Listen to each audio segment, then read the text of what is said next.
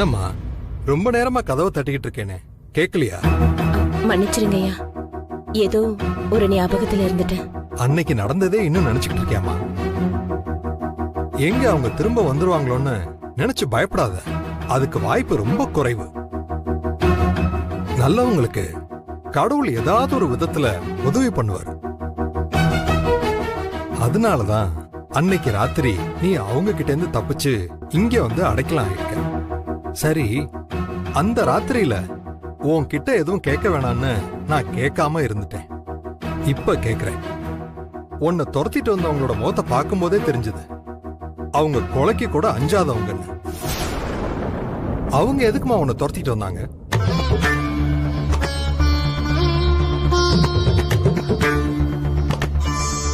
ஐயா, அது நேரம் வரும்போது சொல்றேங்க ஐயா. சரிம்மா, நீ இங்க எத்தனை நாள் வேணாலும் தங்கலாம். இதுவும் ஆதரவு இல்லாம இருக்கவங்களுக்காக கட்டின ஆசிரமம் தான். ஆமா, நீ சாப்பிட்டியாமா? இல்லைங்கய்யா. நீ முதல்ல போய் சாப்பிடுமா. இனிமே எல்லாம் நல்லதாவே நடக்கும்.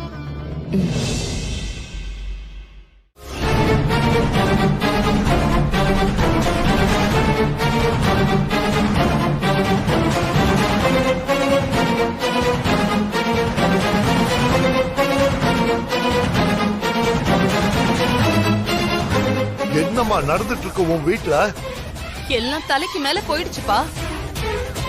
இத்தனை வருஷமா நாம எது நடந்துடவே கூடாதுன்னு நினைச்சோமோ அது நடந்துருச்சு.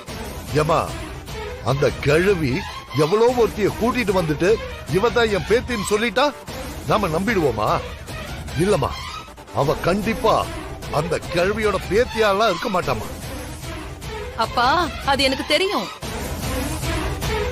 எல்லாம் என் புருஷனும் அந்த கிழவியும் இந்த சொத்து எல்லாம் என் பேருக்கும் அனன்யா பேருக்கும் வந்துடவே கூடாதுங்கிறதுக்காக பண்ற வேலைதான். பிறந்த நாள் அதுவுமா அனன்யாவோட முகத்தை என்னால பார்க்க முடியலப்பா. காலையில இருந்து அவ எவ்வளவு சந்தோஷமா இருந்தா தெரியுமா? எல்லாத்துலயும் மண்ணள்ளி போட்ட மாதிரி அந்த வேலைக்காரிய கொண்டு வந்து ஏன் பேத்தின்னு சொல்லி இதுக்கு மேலேயும் என்னால பொறுத்துக்க முடியாதுமா. நான் இப்பவே வந்து அவங்க 2 பேரையும் என்னன்னு கேக்குறேன். அந்த கிழவி இப்ப எனக்கு எதிராதான்ப்பா காய் நகர்த்திக்கிட்டு இருக்கு. இப்ப போய் நீங்க என்ன பேசினாலும் எல்லாமே எனக்கும் அனன்யாவுக்கும் தப்பாதான் முடியும். அதுக்கு அவங்க பண்றது எல்லாத்தையும் பார்த்துட்டு என்ன சும்மா இருக்க சொல்றியா? அப்பா, நேத்தே நீங்க அவளை கொண்டு வீசி இருந்தீங்கன்னா இன்னைக்கு இந்த அளவுக்கு அவ பேத்தின்னு சொல்லிக்கிட்டு எப்படி வந்து நின்னுருப்பா? எல்லாத்தையுமே நீங்க கோட்டை விட்டுட்டு இப்ப வேடிக்கை பார்க்க சொல்றியான்னு என்னையே கேள்வி கேக்குறீங்களா? ஆமா, அந்த கஸ்தூரி கதை அதையாவது முடிச்சிங்களா இல்லையா? அதுமா, என்னப்பா கேட்டதுக்கு பதிலே சொல்லாம தடுமாறிட்டு இருக்கீங்க? அப்ப அவளையும் கோட்டை விட்டுட்டீங்க அதானே? இதையே நீங்க ஒழுங்கா செய்யல, அப்புறம் அதை எப்படி ஒழுங்கா செஞ்சிருப்பீங்க?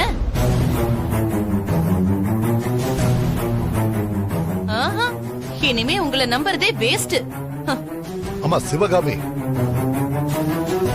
அந்த கிழவன் அடிச்சு தூக்கிட்டு அப்புறமா அந்த கஸ்தூரிய தூக்கலான்னு போனோம்.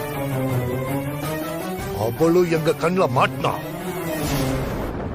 ஆனா துரத்திட்டு போகும்போது இருட்டுல அவ எங்க போய் மாயமா மறைஞ்சான்னு தெரியலமா. தோத்துட்டு சொல்ற காரணம் எதுவுமே வேலைக்காகாதுப்பா. அனன்யா பாவம், அவளை என்ன சொல்லி சமாதானப்படுத்துறதுன்னு எனக்கு தெரியல. என்னால அவளை ஃபேஸ் பண்ணவே முடியலப்பா. சரி, நீ போன் பண்ணுமா, நான் அனன்யா கிட்ட பேசுறேன். ஆமா, சொன்ன கேளுமா, போன் பண்ணு. பண்ணி தொலைக்கிறேன். அதுக்கப்புறம் எப்படிமா நீ சொல்றதெல்லாம் நடக்கும்? அனன்யா, நீ இப்ப செத்துட்டா மட்டும் எல்லாமே சரியாயிடுமாடி? உயிரோட இருந்து அந்த பிச்சைக்காரிய பாராட்டி சீராட்டுறதெல்லாம் நான் பார்த்து பார்த்து சாகிறத விட ஒரேடியா நான் செத்து போயிட்டேனா, இதுக்கப்புறம் இந்த வீட்டுல நடக்க போற கன்றாவி எல்லாம் நான் பார்க்காமே போயிடுவேன்லம்மா. அனன்யா,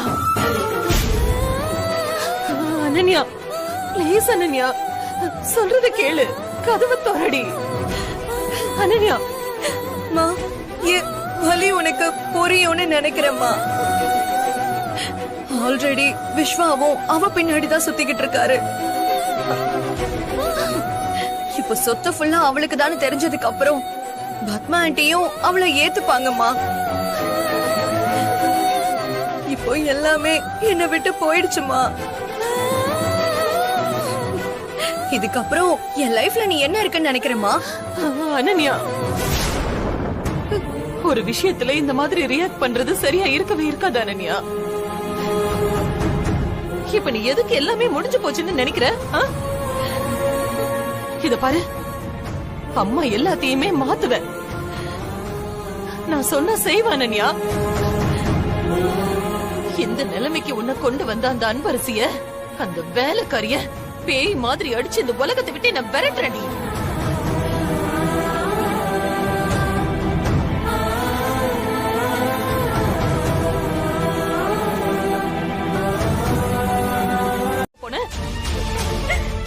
உனக்கு நான் எத்தனை வாட்டி சொல்லிருக்கேன், நாம வாழ எத்தனை பேரை வேணாலும் சாகடிக்கலாம், ஆனா நாம எதுக்காகவும் சாவ தேடி போக கூடாதுன்னு சொல்லிருக்கணும் இல்லையாடி? அந்த அன்பரசியை எப்படி ஓட ஓட விரட்டி இந்த ஒட்டுமொத்த சொத்தையும் உன் பேருக்கு வர வைக்கணும்னு மட்டும் யோசி. அத விட்டுட்டு போயும் எதுக்காகவும் இந்த மாதிரி ஒரு முடிவை எடுத்து தொலையாதடி. இத பாரு, நான் இருக்கிற வரைக்கும் நீ எதுக்காகவும் அழக்கூடாது. உன் கண்ணுல நான் கண்ணீரை பாத்திரவே கூடாதுங்கிறதுக்காக தான் இவ்வளவு நாள்ல நான் போராடிக்கிட்டு இருக்கேன். அது புரியாம இந்த மாதிரி முட்டாள்தனமா முடிவு எடுத்துட்டு இருக்க. என் பொண்ணு இன்னைக்கு இந்த மாதிரி ஒரு முடிவு எடுத்திருக்கானும் போது இது எல்லாத்துக்குமே அவதானடி காரணம். பாருடி, இதுக்கு மேல நான் அவளை என்ன பண்றேங்கறத மட்டும் பாரு.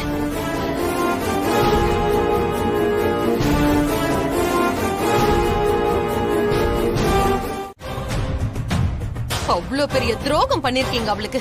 ஏய், இப்ப என்ன துரோகம் அது இதுன்னு வார்த்தையை விட்டுட்டு இருக்க? இப்ப அவளுக்கு என்ன துரோகம் பண்ணாங்க? அவளுக்கு என்னென்ன செய்யணுமோ அதுல சின்ன குறை கூட வராம ஒரு அப்பாவா என்னோட முழு கடமையையும் அனன்யாவுக்கு நான் செய்யதான் போறேன். இனிமே என்ன இருக்கு செய்யறதுக்கு? என் பொண்ணுக்கு கணக்கு பார்த்து பண்ணிட்டு இதோ இருக்காளே, எங்க இருந்த வந்தவ, இவளுக்கு உங்க ஒட்டு மொத்த சொத்தையும் எழுதி வைக்க போறீங்களா? என்னது? எங்கிருந்தோ வந்தாளா? இவதான் ஏன் முதல் பேத்தின்னு எல்லார் முன்னாடியும் சொல்லும் போது நீ என்ன ரூம்ல தூங்கிட்டு இருந்தியா?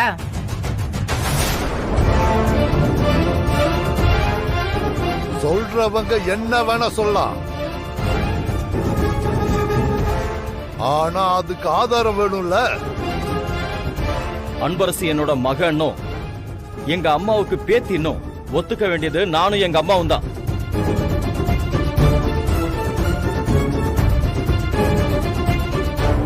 நாங்களே சொல்றோம், அப்புறம் என்ன உங்களுக்கு ஆதாரம் வேணும்? நாங்க சொன்னதை நீங்க ரெண்டு பேரும் ஏத்துக்கதான் வேணும். எங்களை கேள்வி கேட்கறதுக்கு இங்க யாருக்கும் உரிமை கிடையாது, புரிஞ்சுதா?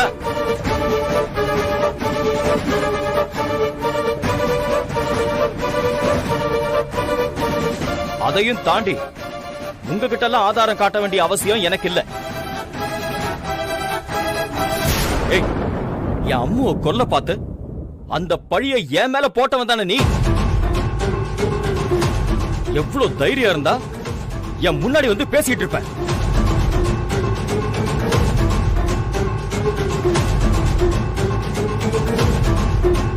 நியாயமா உன்னதான் உள்ள தூக்கி போட்டிருக்கணும். நேத்து நைட்டு அன்பரசியை கொல்ல பார்த்திருக்க.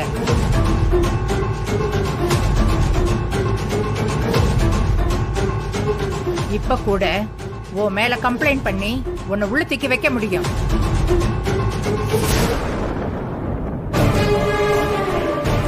என் பேத்தி வந்த நேரத்துல இதெல்லாம் செய்ய வேண்டாமேன்னு பாக்குறேன். இத பாருங்க, சும்மா 2 பேரும் வாய்க்கு வந்ததெல்லாம் பேசிட்டு இருக்காதீங்க. நீங்க 2 பேரும் சொல்ற எதையுமே நான் செய்யவே இல்லை. ஏய், இப்பதானே சொன்ன அம்மா முன்னாடி சத்தம் போட்டு பேசாதன்னு. நீ என்னெல்லாம் செஞ்சன்னு எங்களுக்கு நல்லாவே தெரியும். அது 100% உண்மை. இப்ப கூட நீங்க புதுசா எந்த காரணத்தையும் சொல்லலையே. ஜானகி மேடம் சொன்னதுதானே என்கிட்ட திருப்பி சொல்லிட்டு இருக்கீங்க. இங்க பாருங்க, ஏதாவது சொல்லி என்ன பிரெயின் வாஷ் பண்ணலான்னு மட்டும் நினைக்காதீங்க. இந்த விஷயத்துல நான் எதுக்கு உன்னை பிரெயின் வாஷ் பண்ணணும்? அதுக்கு காரணம் என்னன்னு எனக்கு நல்லா தெரியும். சேச்சே, நீ நினைக்கிற மாதிரி அப்படி எந்த காரணமும் கிடையாது. என் மனசுல பட்டதான் நான் சொல்றேன். நீங்க 1000 காரணம் சொன்னாலும் அவ அவங்களோட பேத்தியா தான் இருப்பான்னு என் மனசு 1% கூட நம்ப மாட்டேங்குது.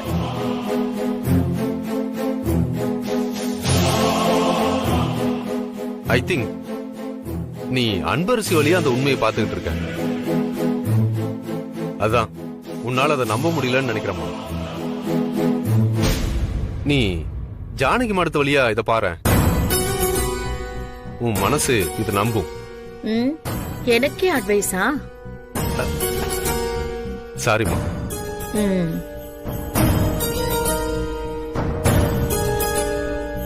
ஆனா ஒரு விஷயம் பத்துமா, அன்பரசி தான் அவங்க பேத்திங்கிற பட்சத்துல நீ கொடுத்த வாக்குப்படிதான் நாம நடந்தாகணும். அவங்க மூத்த பேத்திக்கு நம்ம விஸ்வாவை கல்யாணம் பண்ணி கொடுக்கறன்னு ஜானகி மேடத்துக்கும் சந்திரசேகர் சாருக்கும் நீ வாக்கு கொடுத்திருக்க.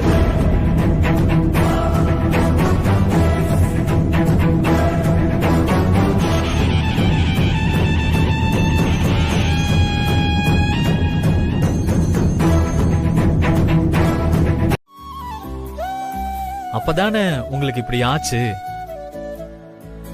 ஆனா இதுக்கெல்லாம் சேர்த்து பெரிய ட்விஸ்டா சந்திரசேகர் அங்கிள் வீட்ல இன்னைக்கு ஒண்ணு நடந்துச்சு.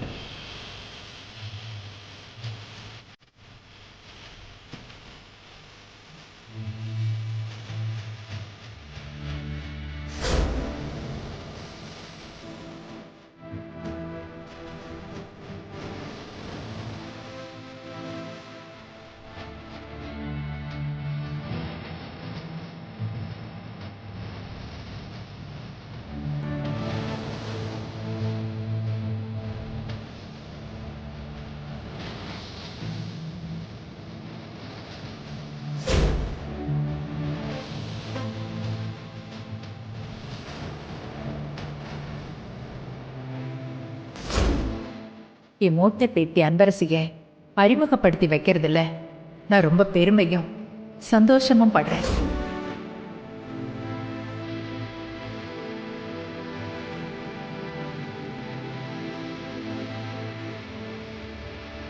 தாத்தா, அன்பரசி தான் சந்திரசேகர் அங்கிளோட பொண்ணா?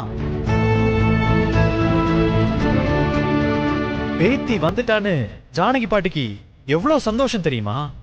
அன்பரசி போக வேண்டிய இடத்துக்கு தான் போய் சேர்ந்திருக்கான்.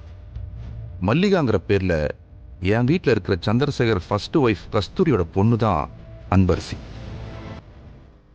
இதை என்னால சொல்ல முடியாம போனாலும் எப்படியோ இது தெரிஞ்சிருச்சு.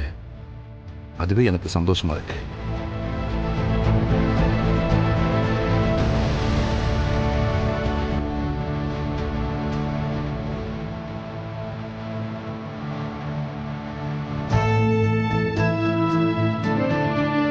தாத்தா, என்னாச்சு தாத்தா? நீங்க சந்தோஷப்படுவீங்கன்னு சொன்னா கண் கலங்கிட்டு இருக்கீங்க. இது ஆனந்த கண்ணீர் விஸ்வா. நீங்க ஏன் ஃபீல் பண்றீங்கன்னு எனக்கு தெரியல தாத்தா. என்ன சொல்ல வரீங்கன்னு புரியல.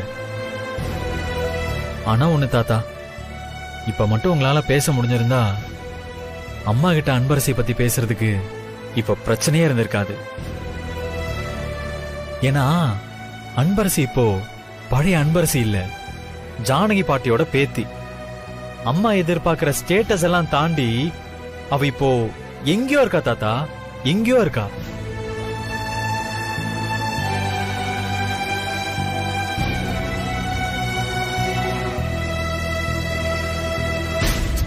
சரி, ஓகே தாத்தா, நீங்க படுங்க.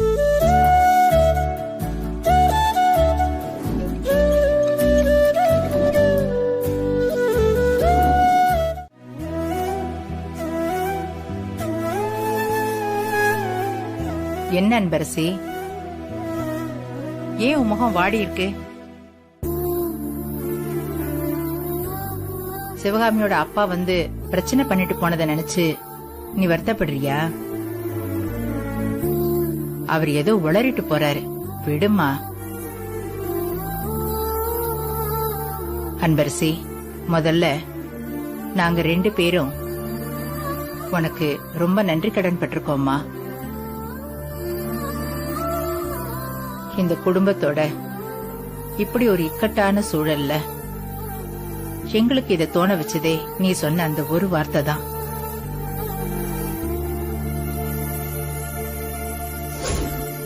சந்திரா, சொல்லுங்கம்மா. சிவகாமி, அப்பா, அந்த வேலைக்காரிய முதல்ல வேரோட புடுங்கி இங்க இருந்து வீசணும். அதுக்கப்புறம் ஒட்டு மொத்த சொத்தையும் அனன்யா பேருக்கும் என் பேருக்கும் நீங்க மாத்தணும். அதுக்கு என்ன வழியோ அத மட்டும்தான் இப்ப நாம யோசிக்கணும். முதல்ல அந்த கஸ்தூரிய கண்டுபிடிங்க, அதுதான் ஒரே வழி. ஏதாவது ஒண்ணுனா நான் உங்களுக்கு கால் பண்றேன். சரிம்மா. அப்புறம் இன்னொரு விஷயம், அம்மாவை நான் பாக்கணும்பா.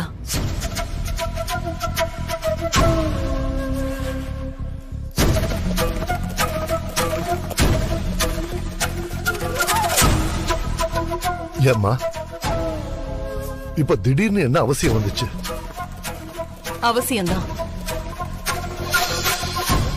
இதுக்கு மேலேயும் நாம அம்மா கிட்ட போகாம இருந்தா எனக்கு என்னமோ தப்பாயிடுமோன்னு தோணுது. அப்போ என் மேல உனக்கு நம்பிக்கை இல்லையாம்மா? அப்பா, இப்ப ஈகோ பாக்குறதுக்கெல்லாம் நேரம் கிடையாது.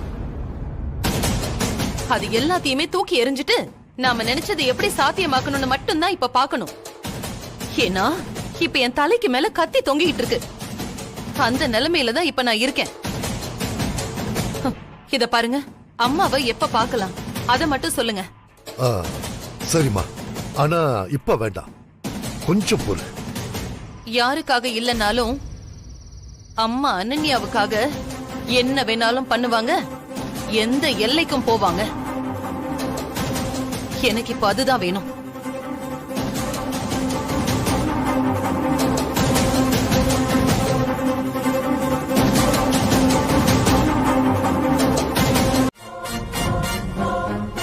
ஏன் வீட்டுக்குள்ள கால் வைக்க தகுதி இல்லாத நீ இந்த வீட்டுக்கு எஜமானியாக போறியா? நான் இருக்கிற வரைக்கும் அதெல்லாம் நடக்கவே நடக்காது. நீலா எனக்கு அக்காவாடி. உன்னை பார்த்தாலே அப்படியே எனக்கு பெட்ரோல் எடுத்து கொளுத்தணும் போல இருக்கு.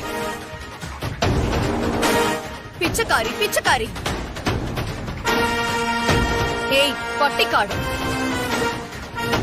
என் லைஃப்ல நான் எவ்வளவு ஹாப்பியா இருந்தேன்னு தெரியுமாடி உனக்கு? எந்த நேரத்துல நீ வந்து தொலைஞ்சியோ அப்பத்துல இருந்து என் சந்தோஷம் எல்லாமே கொஞ்சம் கொஞ்சமா போய் இப்ப மொத்தமா என் லைஃபே போச்சுடி. நீங்க வரதுக்கு முன்னாடி வரைக்கும் நான் ராணி மாதிரி இருந்தேன்டி காலேஜ்ல. என்னை எதிர்த்து பேச ஒரு ஆள் கூட கிடையாது. ஆனா இப்போ என்னை எதிர்த்து பேசாத ஆளே கிடையாது. அதுக்கெல்லாம் காரணம் யார் தெரியுமா? நீ தாண்டி. ஃபர்ஸ்ட் ஸ்போர்ட்ஸ்ல என்ன தோக்கடிச்சு அசிங்கப்படுத்தின. அதுக்கப்புறம் சேர்மன் எலெக்ஷன்ல நின்னு என்ன தோக்கடிச்சு ஸ்டூடெண்ட்ஸ் முன்னாடி எனக்கு இருந்த மரியாதை எல்லாத்தையுமே கெடுத்த. ஏய், இந்த வீட்டுக்கும் நான் ராணியா தான் இருந்தேன். அத கெடுத்ததே நீதான். பாட்டி அப்பா அவங்க 2 பேருக்கும் என்ன எவ்வளவு பிடிக்கும்னு உனக்கு தெரியுமா? நீ வந்ததுக்கு அப்புறம் எங்க அப்பா என்ன சுத்தமா கண்டுக்கிறது கூட கிடையாது. பாட்டி என்னடானா நான் காலேஜ் போறதுக்கு 50 ரூபா தான் குடுக்கறாங்க.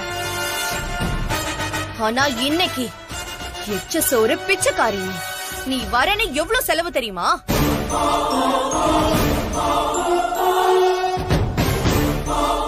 உன்னால எல்லாமே ஒண்ணு விட்டு போயிட்டு தான் இருக்கு. என் பர்த்டே அதுவுமா நான் எவ்வளவு சந்தோஷமா இருப்பேன்னு தெரியுமா?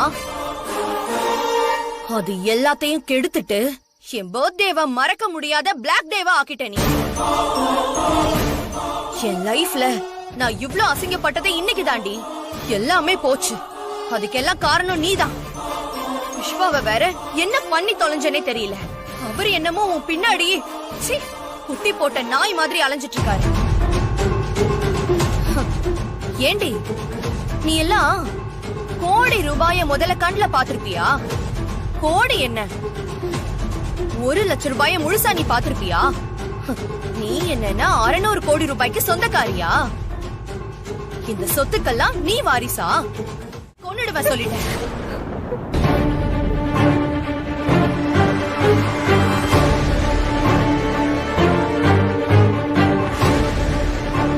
ஏய், பட்டிக்காட்டுல பிறந்து ஒருவேளை சாப்பாடுக்காக பிச்சை எடுத்திருப்ப. இங்க லக்ஸரி லைஃப் கேக்குதா உனக்கு? இங்க பாரு, நான் வீட்டுக்குள்ள போனதுக்கு அப்புறம் உள்ள மட்டும் வரலான்னு நினைச்சு காலடி எடுத்து வச்சேன்னு வச்சுக்கோ, நான் மனுஷியாவே இருக்க மாட்டேன் பாத்துக்கோ. தூங்கும் போது வந்து பெட்டோட பெட்ரோல் ஊத்தி கொளுத்திருப்பேன் பாத்துக்கோ.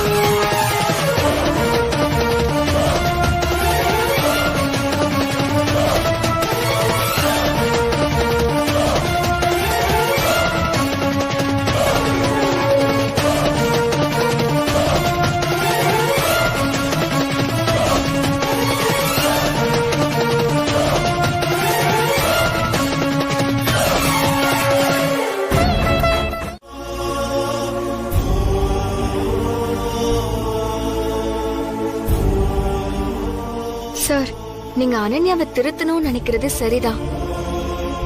ஆனா எனக்காக நீங்க அனன்யா மேல ரொம்ப கோவப்பட்டு அவளை அடிக்கிறதெல்லாம் வேண்டாம் சார். ஏன்னா அவ என்ன பண்ணாலுமே உங்க சொந்த மக சார். அவ மனசு ரொம்ப கஷ்டப்படும். யாரா இருந்தாலும் தன்னோட வீட்டு மேலயும் வீட்டுல உள்ளவங்க மேலயும் பாசம் வச்சிருந்து அதுக்கு எதிரா ஒண்ணு நடக்கிறப்போ கோபம் வரதா சார் செய்யும். அதுக்கு காரணம் நான் தானு அவன் நினைச்சு அந்த கோபத்துல அப்படி பண்ணிட்டா. எது நடு ராத்திரியில உன்னை வெளியே தள்ளி கதவு சாத்துவாளா?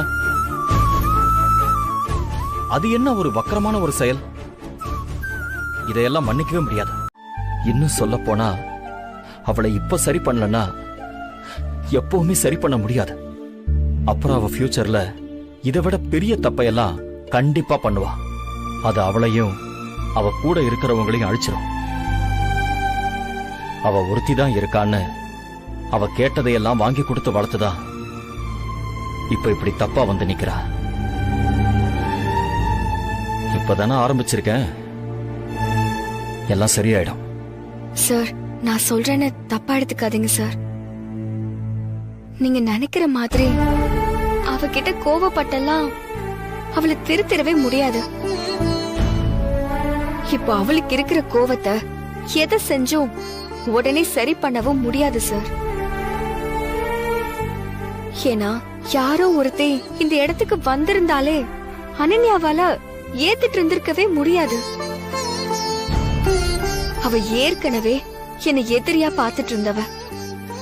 நான் இந்த இடத்துக்கு வந்திருக்கிறேங்கிறத அவளால ஜீர்ணிக்கவே முடியல சார். அந்த கோவத்துல அவ கொஞ்ச நாளைக்கு ஆக்ரோஷமா தான் நடந்துக்க செய்வா.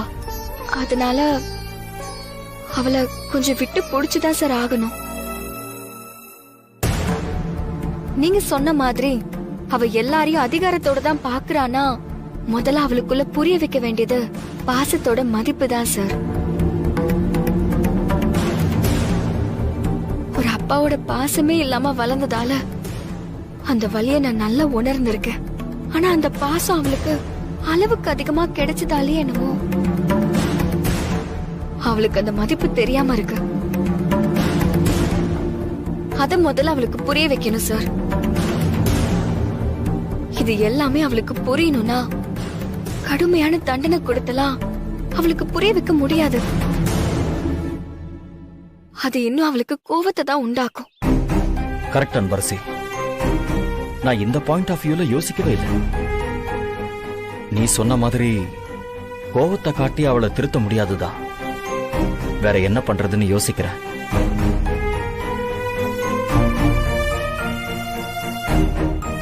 ஆனா அவ பண்ண கொடுமையையும் தாங்கிக்கிட்டு அவளுக்காக வந்து பேசுற பாத்தியா? இந்த குணம் அவளுக்கு ஏன் இல்லைன்னு நினைச்சுதான் எனக்கு ரொம்ப கஷ்டமா இருக்கு. நீ சொன்ன மாதிரி அவளை எப்படி திருத்தலான்னு தான் யோசிக்கிறேன். என்ன கொஞ்சம் டைம் ஆகும், ஆனா சரி பண்ணிடுவேன்.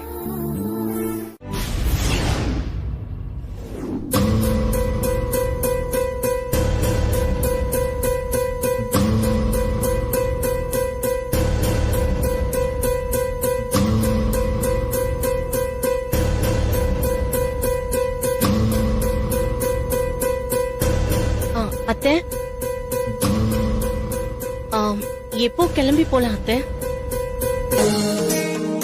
எங்க போனோங்கிற? இல்ல, பேத்தி வந்ததுக்காக ஜானகி மேடம் இன்னைக்கு கோவில்ல அன்னதானம் பண்றதா சொல்லி நம்மளெல்லாம் கூப்பிட்டு இருந்தாங்கல்ல, அதுக்கு போறதுக்கு டைம் ஆயிடுச்சு அத்தை.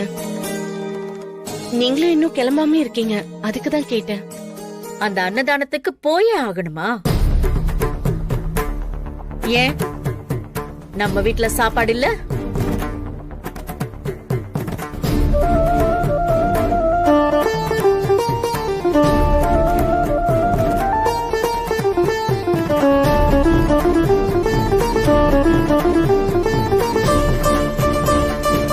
அண்ணி, என்ன கூப்பிட்டேன், வேற மாதிரி பதில் சொல்றாங்க, என்னன்னு தெரியல. என்ன?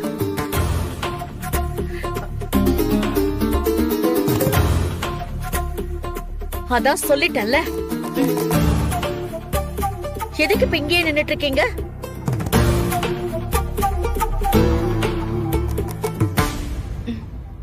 இல்ல அத்தை, குடும்பத்தோட எல்லாரும் வந்துடணும்னு அவங்க உங்ககிட்ட தான் சொன்னாங்க. நான் வரல, எனக்கு வர பிடிக்கல. நீங்க போறதா இருந்தா போயிட்டு வாங்க.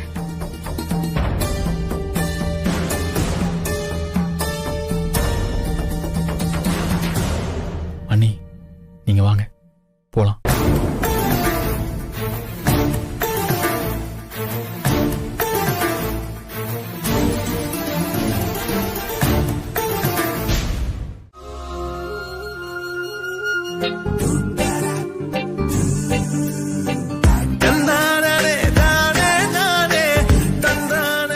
வான், நிலம், நீர், நெருப்பு, காற்று இவைகளின் சாட்சியாக காதலிக்கு முன்னையே நான் மணப்பேன்.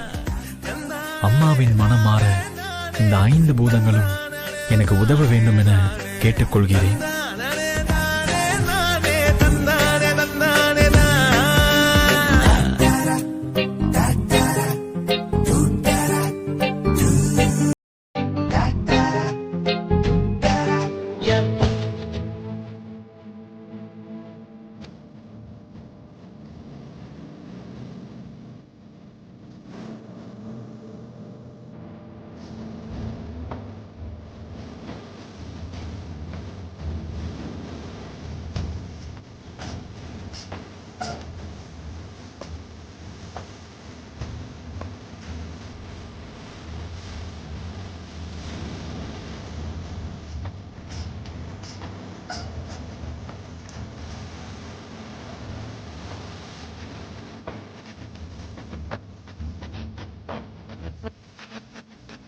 அன்பரசி, நமக்காக அங்க எல்லாரும் வெயிட் பண்ணிட்டு இருக்காங்க.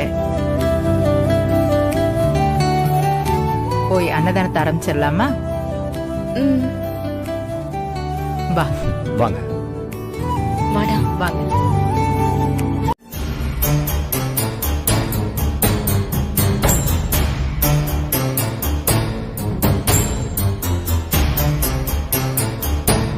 சார், இங்க என்ன நடக்குது? இங்க வந்து என்ன கேள்வி கேட்டுட்டு இருக்கீங்க? இங்க வச்சு கேக்குற விஷயமா இது? தயவு செஞ்சு அன்னதானத்தை நடத்த விடுங்க. ஆமா, நாங்க இங்க இருக்கிற விஷயத்த உங்ககிட்ட வந்து சொன்னது யாரு? நான் தான் சொன்னேன்.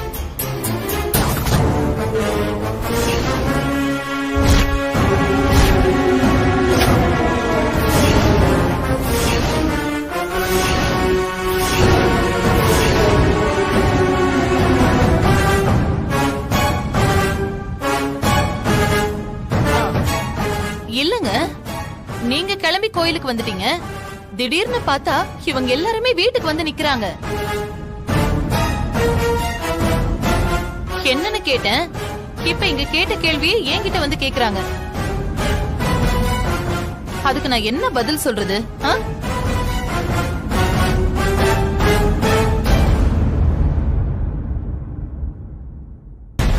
அப்படி அவங்க கிட்ட நான் எதுவும் தப்பா பேசிட கூடாதுங்கிறதுக்காக தான் நீங்களும் அத்தையும் இங்க இருக்கீங்கன்னு சொல்லி நான் இவங்களை இங்க கூட்டிட்டு வந்தேன்.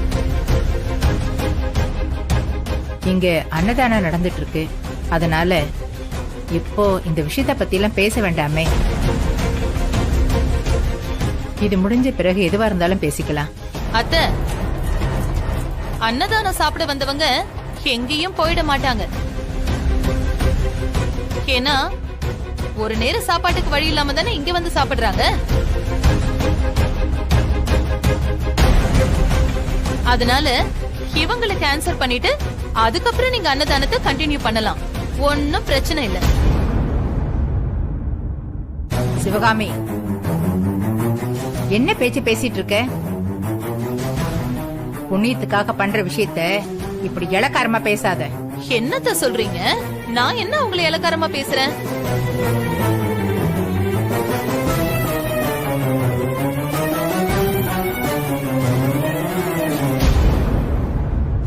இவங்களுக்கெல்லாம் எவ்வளவு வேலை இருக்கும். அதையெல்லாம் விட்டுட்டு நமக்காக இவங்க இவ்வளவு பிஸிலயும் வந்திருக்காங்க. அவங்க டைம் நாம வேஸ்ட் பண்ண கூடாதுல்ல, அதுக்காக தான் சொன்னேன். அதனால இவங்க கேக்குற கேள்விக்கு பதில் சொல்லிட்டு அதுக்கப்புறமா நீங்க அன்னதானத்தை நடத்துங்க. இல்லனா இவங்க கேக்குற கேள்விக்கு நீங்க மழுப்புற மாதிரி ஆயிடும்.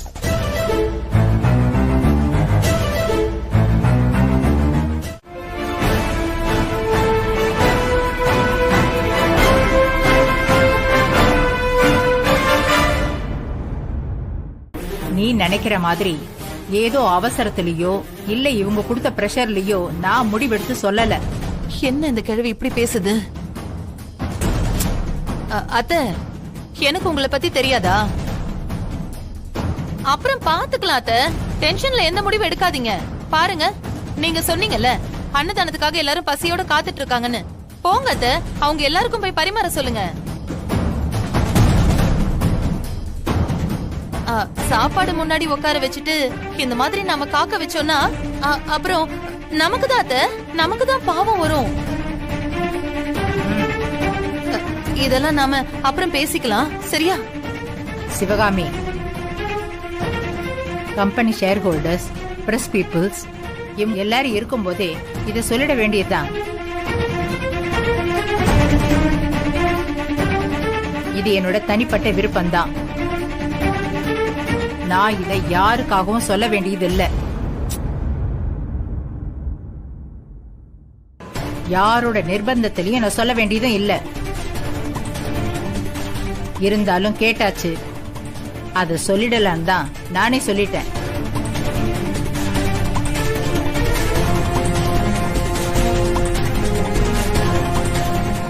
இன்னொரு விஷயம், இந்த பவர் ஆஃப் அட்டார்னிய அன்பரசி பேர்ல மாத்துறதுக்கு வக்கீல் கிட்ட பேசி அதுக்கான ஃபார்மாலிட்டிஸையும் இன்னைக்கே ஏற்பாடு பண்ண சொல்லியாச்சு.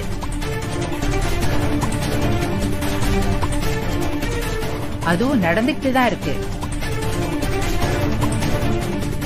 இந்த அன்னதானம் முடிஞ்சதும் வக்கீல போய் பார்த்து எல்லா டாக்குமெண்ட்ஸ்லயும் சைன் பண்ண தான் போறேன்.